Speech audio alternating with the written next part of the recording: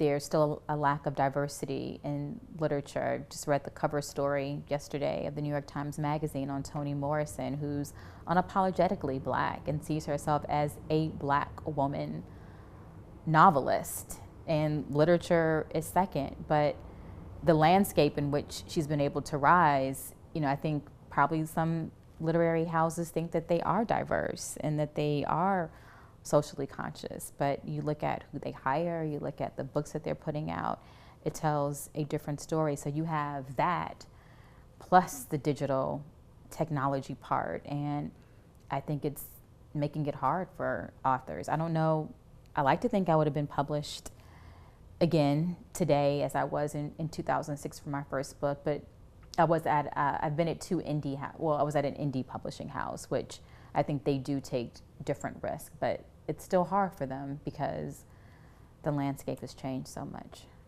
I mean, one time I was in Barnes & Noble here at the DePaul campus, and I'm gonna get this wrong, but they had a Black literature table, or it had literature in it. And they had Zora Neale Hurston, and then they had Zane. And I'm not knocking Zane, she's obviously found a corner market and people like her.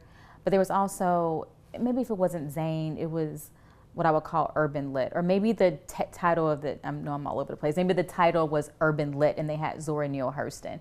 Well, she wrote in rural Florida and their eyes were watching God. She wouldn't even be considered urban lit. So, there seems to be the struggle of where to place African American writers. And the only thing that those books really had in common on that table was skin color. So while I think there should be an African American interest section, I do think that novels, literature should be integrated into, one section.